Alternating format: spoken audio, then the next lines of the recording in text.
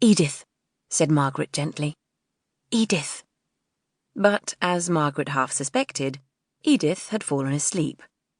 She lay curled up on the sofa in the back drawing-room in Harley Street, looking very lovely in her white muslin and blue ribbons. If Titania had ever been dressed in white muslin and blue ribbons, and had fallen asleep on a crimson damask sofa in a back drawing-room, Edith might have been taken for her. Margaret was struck afresh by her cousin's beauty. They had grown up together from childhood, and all along Edith had been remarked upon by everyone, except Margaret, for her prettiness. But Margaret had never thought about it until the last few days, when the prospect of soon losing her companion seemed to give force to every sweet quality and charm which Edith possessed.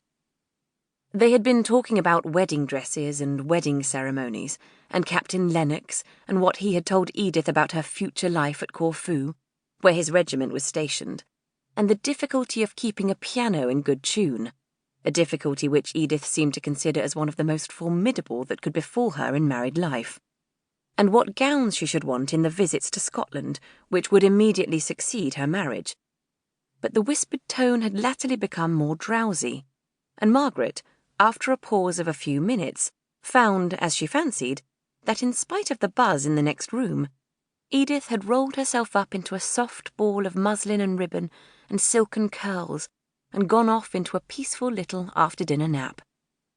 Margaret had been on the point of telling her cousin of some of the plans and visions which she entertained as to her future life in the country parsonage, where her father and mother lived, and where her bright holidays had always been passed, though for the last 10 years her Aunt Shaw's house had been considered as her home.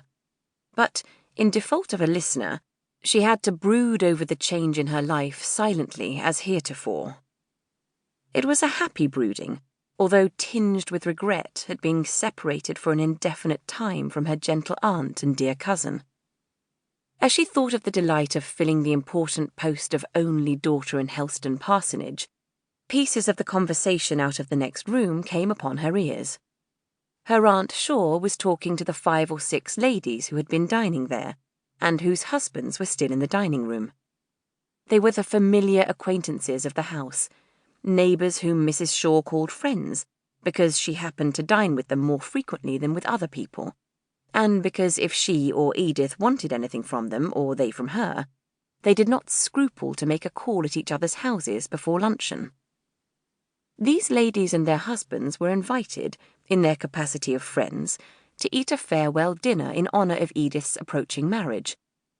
Edith had rather objected to this arrangement, for Captain Lennox was expected to arrive by a late train this very evening, but, although she was a spoiled child, she was too careless and idle to have a very strong will of her own, and gave way when she found that her mother had absolutely ordered those extra delicacies of the season, which are always supposed to be efficacious against immoderate grief at farewell dinners.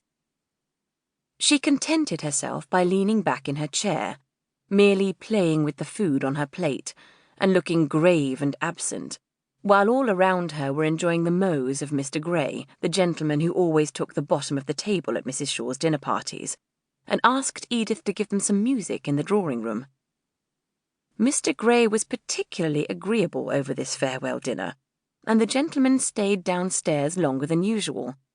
It was very well they did, to judge from the fragments of conversation which Margaret overheard. I suffered too much myself, not that I was not extremely happy with the poor dear General, but still disparity of age is a drawback, one that I was resolved Edith should not have to encounter. Of course, without any maternal partiality, I foresaw that the dear child was likely to marry early. Indeed, I had often said that I was quite sure she would be married before she was 19. I had quite a prophetic feeling when Captain Lennox...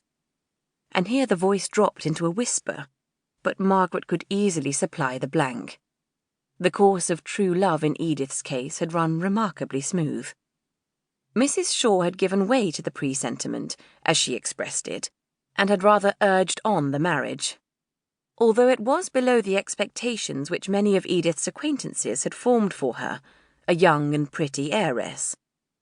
But Mrs. Shaw said that her only child should marry for love, and sighed emphatically, as if love had not been her motive for marrying the General.